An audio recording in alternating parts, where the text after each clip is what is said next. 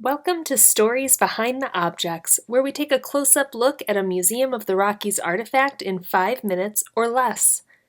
2020 marks the 100th anniversary of the 19th Amendment, which is often referred to as the amendment that gave women the right to vote, or women's suffrage. But did you know that Montana was one of the 15 states that gave women the right to vote before the 19th Amendment? Today we're going to take a look at this booklet to help us quickly explore the fight for suffrage in Montana. Montana passed universal suffrage on November 3rd, 1914, the date you see on the booklet here.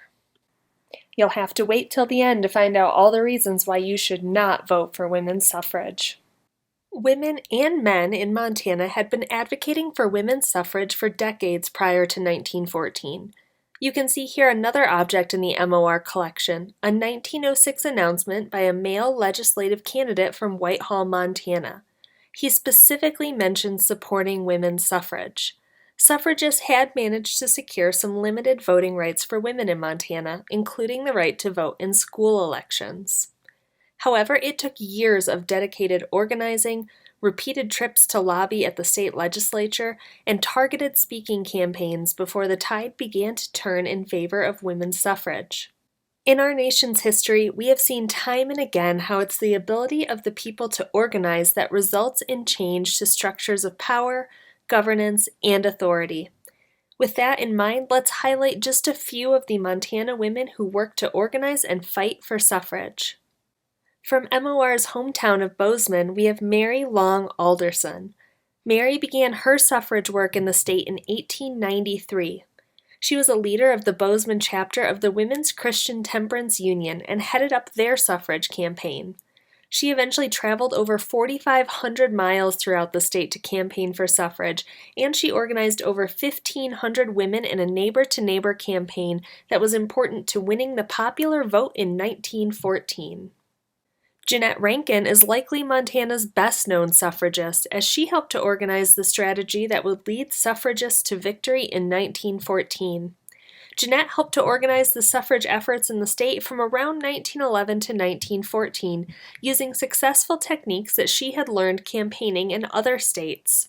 Once the vote was won, Jeanette ran for office to help encourage women to use their right to vote, and as a result, Montana elected her to the House of Representatives, making Jeanette the first woman in Congress in the entire country. After Montana granted women the right to vote, some Montanans headed to the nation's capital or to other states to help advance the women's suffrage cause. One of those women, Hazel Hunkins, was from Billings, and she spent several years on the picket lines in Washington, D.C., where she was arrested no fewer than 3 times. Those arrests were primarily for trumped-up charges of disorderly conduct and obstructing traffic. Eventually, the years of protesting and organizing by suffragists resulted in the passage of the 19th Amendment, which reads, "The right of citizens of the United States to vote shall not be denied or abridged by the United States or by any state on account of sex." Unfortunately, despite its wording, this amendment did not necessarily give all women the right or the ability to vote. Even after the 19th Amendment was passed in 1920, millions of women in the United States were still denied the right to vote. This particularly affected Black women and other women of color, including Puerto Rican women and many Native American and Asian women. These women were either not able to become citizens due to racist laws, or they were kept from the polls by racist tactics such as poll taxes, literacy tests, intimidation, arrest, and violence. While it's important to celebrate the passage of the 19th Amendment as a stepping stone towards voter rights and equality, there was and still is a long road to full enfranchisement for many people in the United States, and many women had to continue fighting for suffrage long after the 19th Amendment was passed. And so, if you're still wondering all the reasons to not enfranchise women voters, well, as you can see, there are none.